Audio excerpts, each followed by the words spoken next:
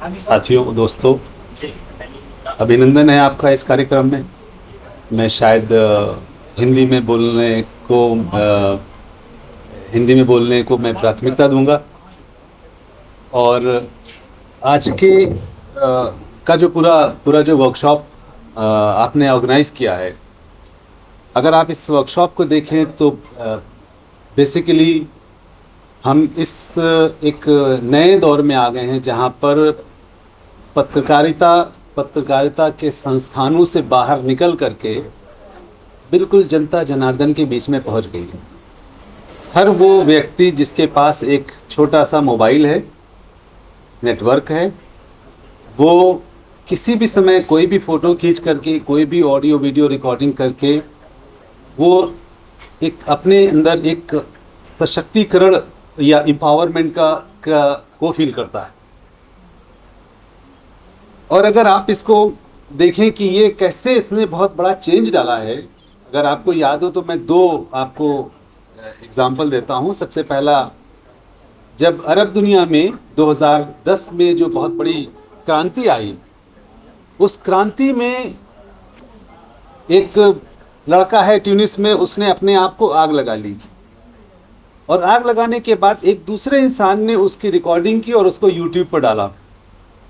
और जैसे ही वो यूट्यूब पर गया तो लाखों करोड़ों लोगों ने वहाँ पर देखा और वो हुकूमत के ख़िलाफ़ इतना गुस्सा कर गए कि एक रोटी बेचने वाला शख्स, एक रोटी बेचने वाला जो एक छोटा सा इंसान है, वो पुलिस की प्रताड़ना से तंग आकर के उसने एक बड़ी बिल्डिंग से अपने आप को आग लगाकर जान दे दी। और वो इतना बड़ा एक इंसिडेंस बन गया कि जिसकी वजह से पूरी दुनिया में, पूरे अरब जगत में एक बड़ा एक क्रांतिकारी दौर शुरू हो गया। जिसके बाद ट्यूनिस जिस जगह पर ये हुआ था, वहाँ पर जो राष्ट्रपति है, जो पिछले 30 सालों से वहाँ पर वो जमा बैठा था, वो छोड़ करके भाग गया। और फिर ये आग वहाँ पर रुकी नहीं बल्कि दूसरे देशों में भी चली गई। एक और इंसिडेंस हमारे देश में हुआ, जो इंडिया अगेंस्ट करप्शन के नाम से एक बड़ा आंदोलन खड़ा हुआ। उसमें भी आपने देखा कि सोशल मीडिया का बहुत बड़ा इस्तेमाल हुआ। अब आप इसमें एक दो सवालात ज़रूर देखिए। पहला ये है कि सोशल मीडिया क्या है। सोशल मीडिया एक प्लेटफॉर्म है, एक बेसिकली एक सॉफ्टवेयर है।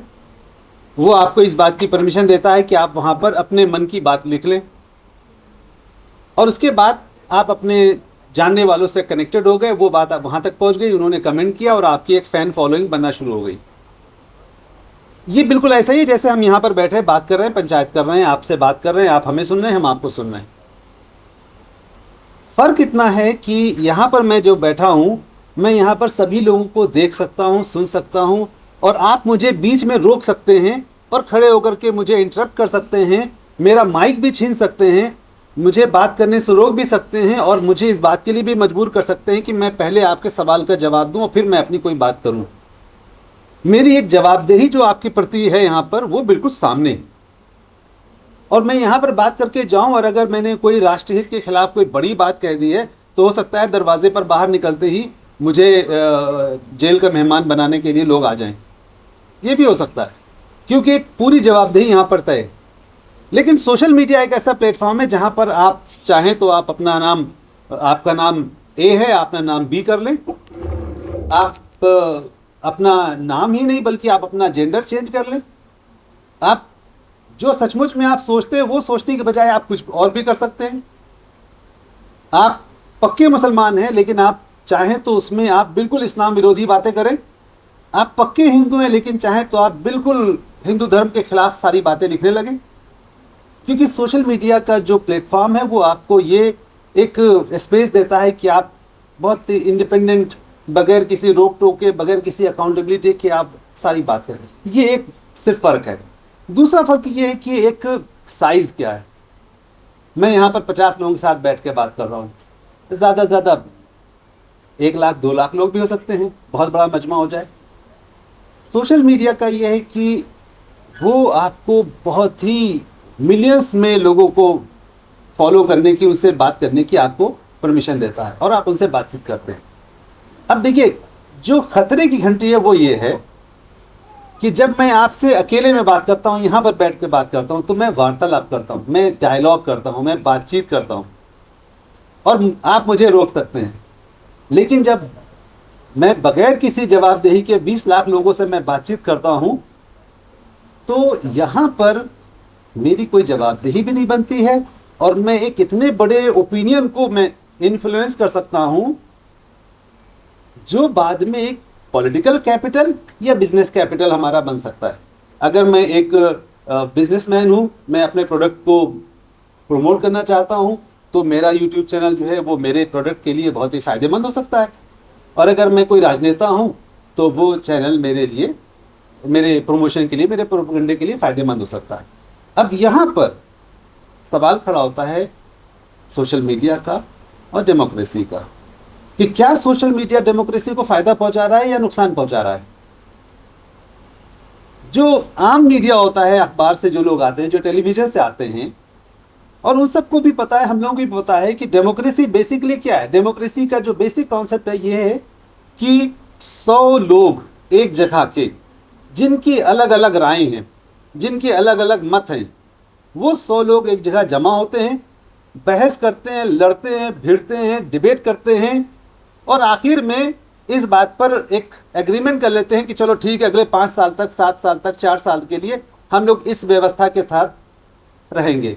इस साल हम भाजपा के साथ जाएंगे, अगले साल हम कांग्रेस के साथ जाएंगे, उसके बाद हम सपा बसपा के साथ जाएंगे। हर साल हम 40-50% की एक सहमति के साथ एक डायलॉग कर लेते हैं, उसके साथ एक सामाजिक समझ बन जाती है। ये तो डेमोक्रेसी का एक नॉर्मल फंक्शन है। और अगर ये बातचीत बिल्कुल आपने सामने हो रही हो तो और ज़्यादा अच्छी बातचीत होती है। अगर मैं आपको पर्सनली जानता हूं, तो मैं आपसे बातचीत करने में मैं आपकी उम्र का ख्याल करूंगा, मैं आपके रुतबे का ख्याल करूंगा, मैं आपके फैमिली का ख्याल करूंगा, मैं आपके दोस्त होने का ख्याल करूंगा। बहुत सारी चीज़ें जो मुझे एक जिम्मेदार बातचीत करने वाला इंसान बनाती। लेकिन अगर आप सोशल मीडिया पर हैं, आप मुझसे 50 साल मुझसे उम्र में बड़े हों, लेकिन मैं अपने एक पोजीशन का फ़ायदा उठाते हुए, मैं अपनी पॉपुलरिटी का फ़ायदा उठाते हुए, मैं आपके ख़िलाफ़ कुछ भी लिख सकता हूँ, कुछ भी बोल सकता हूँ, किसी भी तरह से मैं आपको इंसल्ट कर सकता हूँ। डेंजरस जो बात है, जिसकी तरफ मैं चाहता हूँ कि आप इसको ध्यान में रखें, कि सोशल मीडिया यहाँ पर एक लोकतंत्र के लिए ख़तरा बन जाती है जब हम सोशल मीडिया का मिसयूज़ करना शुरू कर देते हैं। और हम नहीं, हमसे मतलब है जो लोग उसका मिसयूज़ करना चाहते हैं। अभी आप देखें सोशल मीडिया में क्या हो रहा है। सोशल मीडिया में सबको पता है कि कोई कहीं 2 रुपये लेकर के पोस्ट हो रही है, कहीं 1 रुपये लेकर पोस्ट हो रही है, कहीं 50 पैसे पे पोस्ट की जा रही है, कहीं पर 5 रुपये लेकर के पोस्ट की जा रही है। और जो ट्रोल का जो कॉन्सेप्ट है वो ये है कि मेरे पास कंप्यूटर है, उसमें मैंने एक सॉफ्टवेयर लगाया हुआ है, मैं एक बार में 100 अकाउंट में मैं पोस्ट कर सकता हूँ। सचमुच में वो व्यक्ति मौजूद ही नहीं है दुनिया में, और मुझसे एक ऐसा शख्स मुझसे बात कर रहा है मेरे पॉलिटिकल इश्यूज़ के बारे में जो दुनिया में मौजूद ही नहीं है, वो मशीन है। मैंने लिखा कि मेरी पॉलिटिकल राय ये है, 100 लोगों ने उसके ऊपर हमला किया, उसमें 100 में से 90 लोग हैं जो ह्यूमन हैं ही नहीं, जो इंसान ही नहीं है, वो बॉट है। उनको ट्विटर की लैंग्वेज में उनको बॉट कहते हैं। और ये जो 100 लोग हैं, इन लोगों ने सोशल मीडिया पर ऐसा इंप्रेशन क्रिएट किया है कि जैसे देश की ओपिनियन बदल गई। अब जो लोग ऑब्जर्वर हैं वो कह रहे हैं कि भाई ये बताइए कि क्या लहर चल रही है।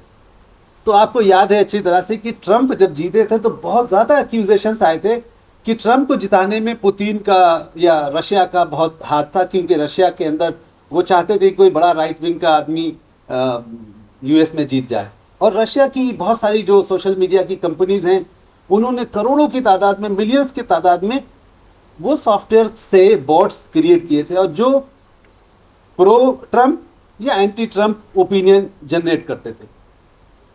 और इस पर बड़ी इन्वेस्टिगेशन हुई और लोगों ने इस बात को माना कि शायद ये बोट्स जो है, जो मैन्युफैक्चर्ड थे, इन्होंने पॉलिटिकल इंटरवेंशन करके डेमोक्रेसी को बर्बाद किया। सचमुच में उतनी ओपिनियन उनकी मौजूद नहीं थी।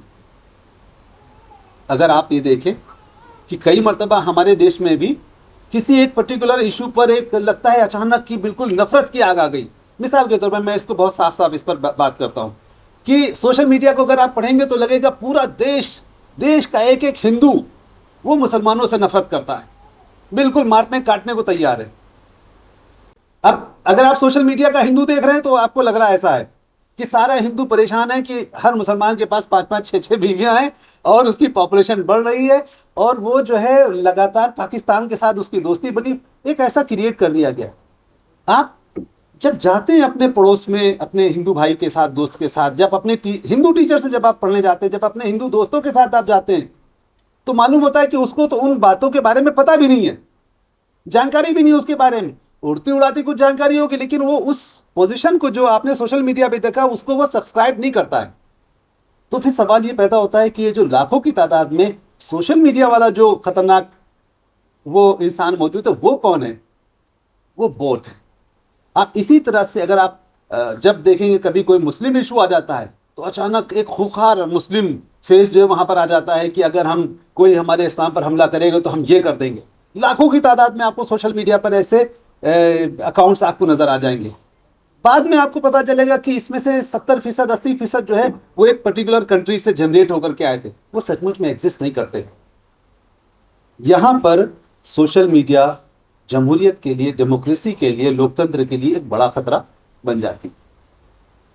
इसी तरह से एक बहुत ये बात मैं आपके सामने इसलिए कह रहा हूं कि जस्ट मीडिया जब ये वर्कशॉप कर रहा है तो जस्ट मीडिया का वन ऑफ द ऑब्जेक्टिव ये होना चाहिए और ये है कि जो डेमोक्रेसी है, जो लोकतंत्र है, उसकी जो सेहत है, उसका जो स्वास्थ्य है वो बेहतर होना चाहिए। और एक लोकतंत्र का अच्छा स्वास्थ्य कब होता है?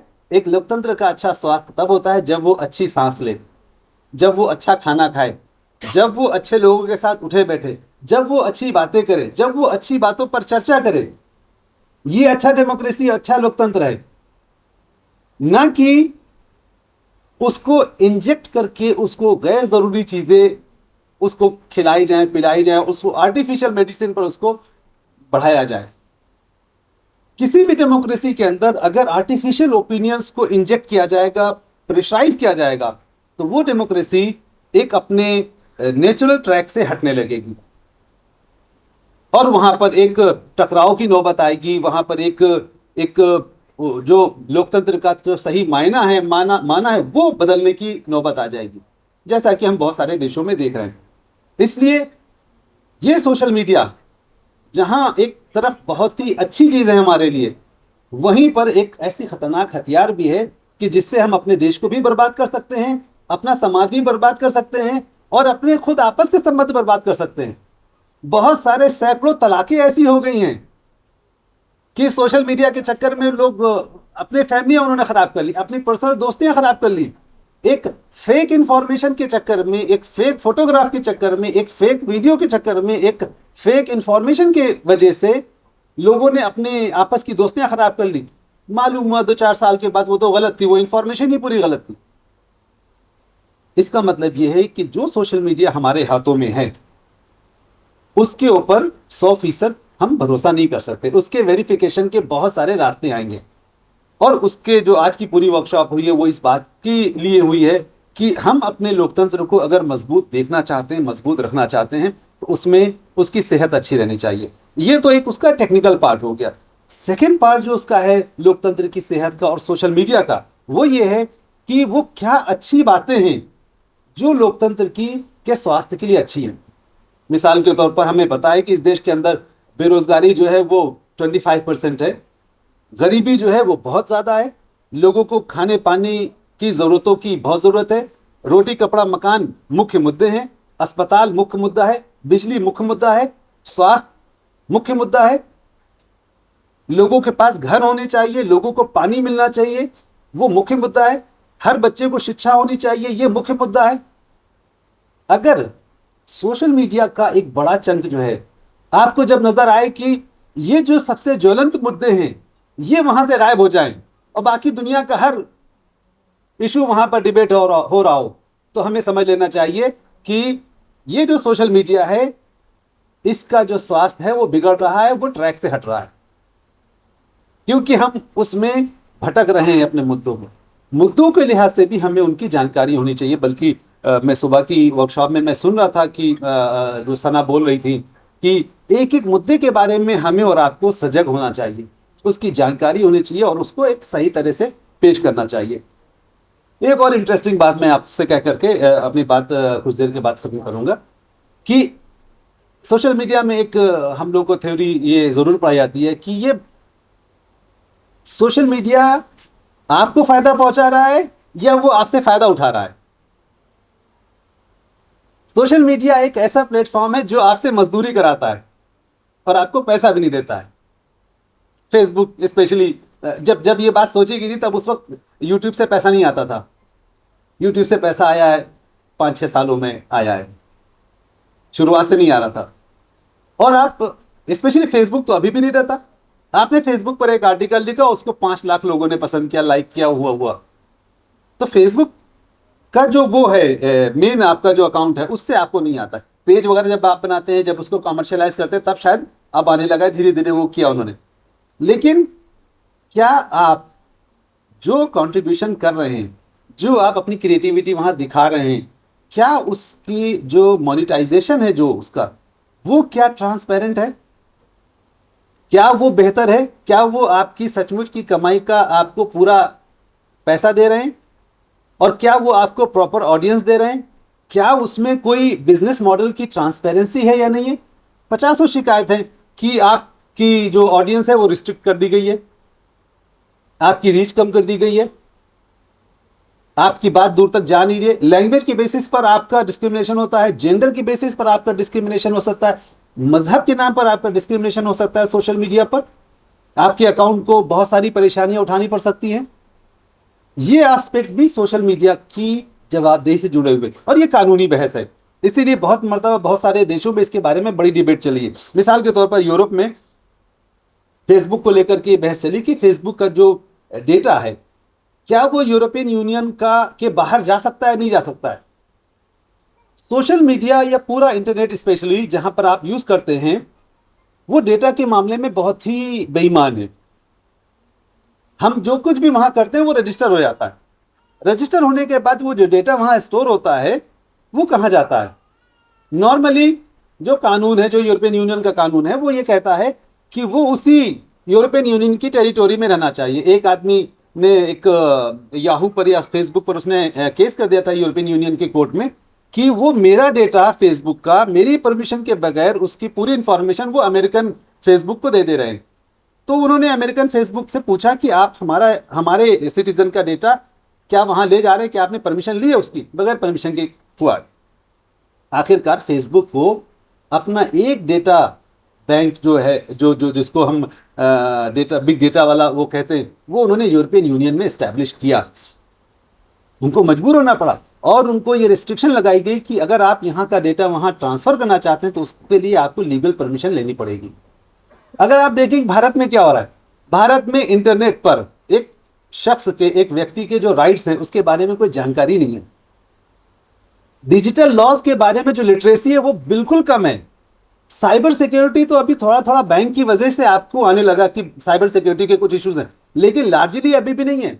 इसीलिए डिजिटल दुनिया में जो फेक न्यूज है या फेक इंफॉर्मेशन है या फेक अकाउंट्स है या फेक ट्रांजैक्शन है, सबसे ज्यादा वो उसमें भारत में हो रहे हैं, बहुत बड़ी तादाद में हो रहे हैं। क्योंकि जो डिजिटल लिटरेसी है ओवरऑल इंडिया में वो बहुत कम है। ये जो वर्कशॉप है जस्ट मीडिया का वर्कशॉप सिर्फ इतना नहीं है कि वो हमारे लोकतंत्र को मजबूत करने के लिए ज़रूरी है, बल्कि इसलिए भी ज़रूरी है कि एक अच्छी साइबर लिटरेसी, एक अच्छी डिजिटल लिटरेसी मासेस के अंदर, जनता में पैदा हो। और उसको कौन करेगा? सबसे पहले एक कोर ग्रुप है, आप लोग, जो लोग एक सोशल मीडिया पर एक एक्टिविज्म के साथ अपने चैनल चला रहे हैं, अपने अकाउंट चला रहे हैं। आपके माध्यम से बाकी जनता को ये मालूम होना चाहिए कि डिजिटल दुनिया पर उनके क्या राइट्स हैं और उनकी क्या ड्यूटीज़ हैं, किन जगहों पर उनको नुकसान हो जाता है, किन जगहों पर उनका नुकसान फ़ायदा हो सकता है, और कैसे वो अपने पर्सनल राइट्स को प्रोटेक्ट करें। मिसाल के तौर पर एक साहब थे जो बहुत ज़्यादा बहुत सेंसिटिव न्यूज़ लिखते थे।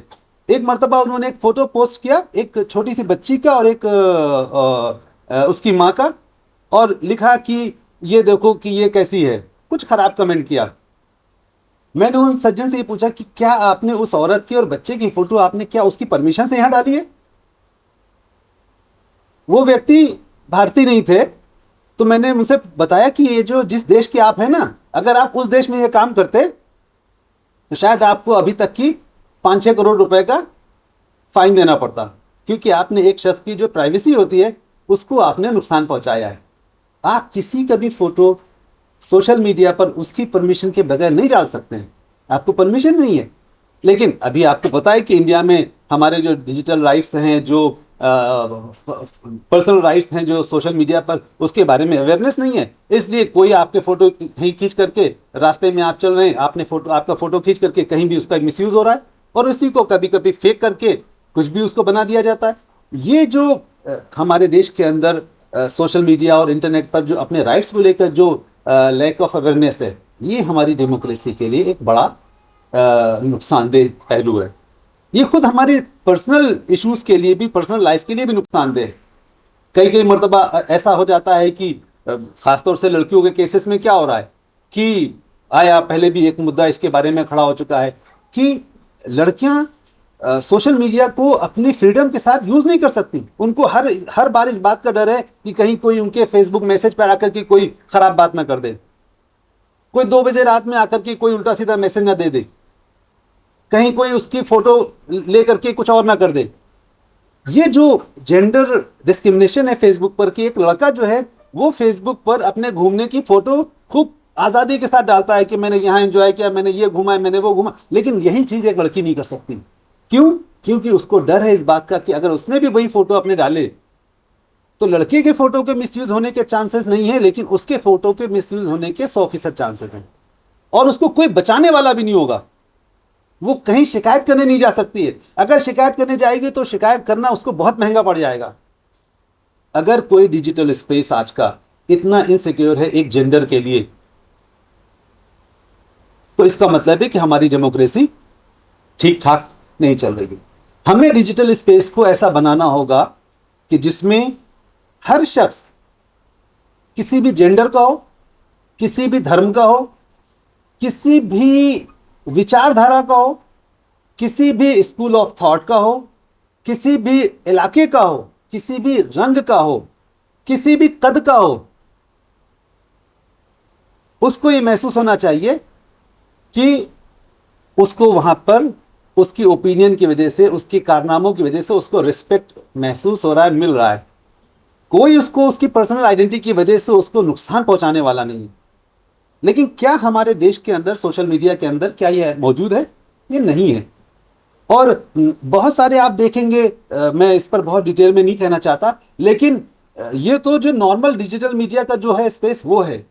इसी के साथ साथ जो सचमुच में जो क्रिमिनल एक्टिविटीज़ हैं, पोर्नोग्राफिक एक्टिविटीज़ में जो जाती हैं, वहाँ उसका जो मिसयूज़ है, ब्लैकमेलिंग है, वो और ज़्यादा है।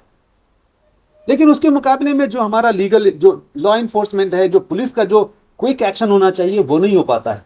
इसका मतलब ये है कि आने वाले दिनों में डिजिटल स्पेस को बेहतर बनाने के लिए, उसको ज़्यादा रिप्रेजेंटेटिव बनाने के लिए, ज़्यादा अकाउंटेबल बनाने के लिए, न सिर्फ ये कि जर्नलिस्ट और आप जैसे लोगों की ज़रूरत है, बल्कि अच्छे कानूनी मदद की भी ज़रूरत पड़ेगी। और ये सब बातें वो हैं जो एक अच्छे लोकतांत्रिक समाज को, एक अच्छे डेमोक्रेटिक सोसाइटी को मजबूत करने की दिशा में अभी उसमें कई कदम उठाए जाने बाकी हैं। इसीलिए मैं ये समझता हूँ कि जब से सोशल मीडिया दुनिया में पिछले 10-20 सालों में आया है, तब से हम एक खलबली का शिकार हैं। हम अभी ये एक्साइटमेंट का पीरियड है, अरे ये आ गया, हम ये कर सकते हैं, हम वो कर सकते हैं। अभी हम लर्निंग स्टेज में हैं। आने वाले सालों में जैसे जैसे हम चीज़ों को सीख रहे हैं, हमारे सामने नए नए चैलेंजेस आ रहे हैं, और जैसे जैसे ये नए नए चैलेंजेस आ रहे हैं, तो इन चैलेंजेस का हमें पॉलिटिकल रिस्पांस भी चाहिए, हमें लीगल रिस्पांस भी चाहिए, हमें पर्सनल लेवल पर भी उसके रिस्पांस चाहिए, कई मरतबा साइकोलॉजिकल रिस्पांस भी चाहिए। सैकड़ों लोग ऐसे आ चुके हैं दुनिया में जिन्होंने सोशल मीडिया ज़्यादा यूज़ करने की वजह से सुसाइड कर लिया है, क्योंकि सोशल मीडिया पर उन्होंने बहुत ही डिप्रेसिंग न्यूज़ देखी और वो डिप्रेशन में आ गए, एंग्जाइटी हो गई, और एंग्जाइटी के बाद वो और ज़्यादा उनकी हेल्थ कंडीशन ख़राब हो गई और वो सुसाइड करने की तरफ वो फोर्स हो गए। अगर हमारा सोशल मीडिया और हमारा ओवरऑल इंटरनेट जो है वो हमारी इस पूरी पर्सनल लाइफ पर इस तरह से अफेक्टेड हो रहा है, तो फिर ज़रूरी है कि हम इस पूरे सोशल मीडिया स्पेस को बेहतर बनाने के लिए सचमुच के बड़े कदम उठाएं। और ये इसलिए बहुत ज़रूरी है क्योंकि जिस सोसाइटी में हम रह रहे हैं वो एक ऐसी सोसाइटी है जो बहुत ही प्लूरल है, जिसमें हम लोग क्या कहते हैं कि हर किलोमीटर पर हमारी भाषा बदल जाती है, हमारा पानी बदल जाता है, हमारा खाना बदल जाता है, हमारा रहने सहने का तरीका बदल जाता है। एक ऐसे देश में जहाँ पर विविधता और जो डाइवर्सिटी है वो इतनी ज़्यादा है। इसी आप रूम के अंदर देखिए कि यहाँ पर हमारी वो बहनें भी हैं जो सो कॉल्ड मॉडर्न कपड़े पहने हैं, कुछ लड़कियां हैं जो हिजाब पहनी हैं, कुछ लोग हैं जो हिजाब नहीं पहने हैं, कुछ कुर्ता पैजामा पहने हैं, कुछ पैंट शर्ट पहने हैं, कुछ टी शर्ट पहन के आए हैं, कुछ हिंदी बोलने वाले हैं, कुछ इंग्लिश बोल। इतनी डाइवर्सिटी यहाँ पर, अगर हम एक कमरे में एक दूसरे का रिस्पेक्टफुल वे में रह सकते हैं तो ज़रूरी है कि यही सेंस ऑफ रिस्पेक्ट, यही सेंस ऑफ डिग्निटी, यही एक दूसरे का जो शेयर्ड होने का जो एहसास है, ये सोशल मीडिया पर और डिजिटल मीडिया पर भी रिफ्लेक्ट हो, जो अनफॉर्चुनेटली अभी नहीं हो रहा है, जो हमारे रिप्रेजेंटेशन में नहीं आ रहा है। और इसीलिए ज़रूरी है कि जो तबका सोशल मीडिया से दूर है वो सोशल मीडिया के करीब आए, उसको सीखे, उसमें अपनी बात को मजबूती के साथ कहे, दलीलों के साथ कहे, अपने आप को रिप्रेजेंट कराए। मैं ये बिल्कुल नहीं कहता कि सोशल मीडिया के सारे समस्याओं का हल सोशल मीडिया से भाग जाना है, क्योंकि सोशल मीडिया से आप नहीं भाग सकते, सोशल मीडिया भाग करके आपके पास आएगा, क्योंकि सोशल मीडिया वो आपको वो पकड़ ही लेगा कहीं ना कहीं। तो इसलिए सोशल मीडिया से भागने की बजाय सोशल मीडिया को सीखना होगा और सोशल मीडिया का सही इस्तेमाल करना होगा। और पर्सनल लाइफ के लिए भी ये सिर्फ बात उनके लिए ज़रूरी नहीं है जो जर्नलिस्ट हैं, बल्कि पर्सनल लाइफ में भी जो लोग करना चाहते हैं उन्हें सोशल मीडिया का सही इस्तेमाल करने का एक रास्ता तलाश करना होगा, उस सही इस्तेमाल को प्रमोट करना होगा। ये जो जस्ट मीडिया जैसी संस्थाएं हैं वो इस लोकतंत्र को और उस लोकतंत्र के स्वास्थ्य को, उसकी सेहत को बेहतर बनाने में, उसको अच्छा करने में इसीलिए मदद देती है। अगर 20 लोग भी इस बात को समझते हैं कि डिजिटल दुनिया में, सोशल मीडिया की दुनिया में हमें जिम्मेदारी के साथ अच्छी बातें कहनी चाहिए, एक दूसरे का रिस्पेक्ट करना चाहिए, एक दूसरे के राइट्स को रिस्पेक्ट करना चाहिए, अफवाहें नहीं फैलाना चाहिए, फेक न्यूज़ नहीं फैलाना चाहिए, भारत का जो कॉन्स्टिट्यूशन है उसको रिस्पेक्ट करते हुए हमें अपनी बातें कहनी सुननी चाहिए।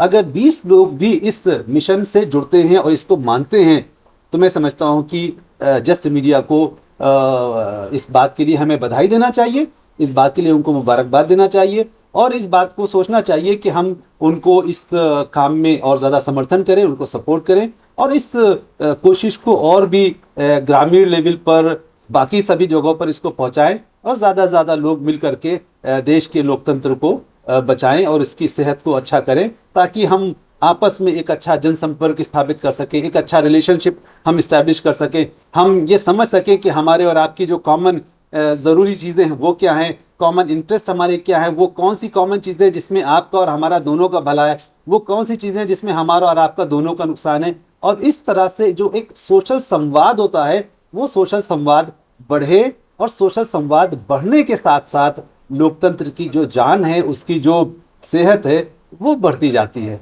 तो यहाँ पर मैं अपनी बात को विराम देता हूँ और जस्ट मीडिया को मैं दोबारा मुबारकबाद देता हूँ कि उन्होंने ये पहल की और इसके लिए मैं आप सबको मुबारकबाद देना चाहता हूँ कि आपने जस्ट मीडिया की पहल को सुना और उसकी पहल पर यहाँ पर आप आए और पूरे दिन भर आज इस प्रोग्राम में रहे। मैं उम्मीद करता हूँ कि आने वाले दिनों में भी हम लोग ऐसी पहल करते रहेंगे।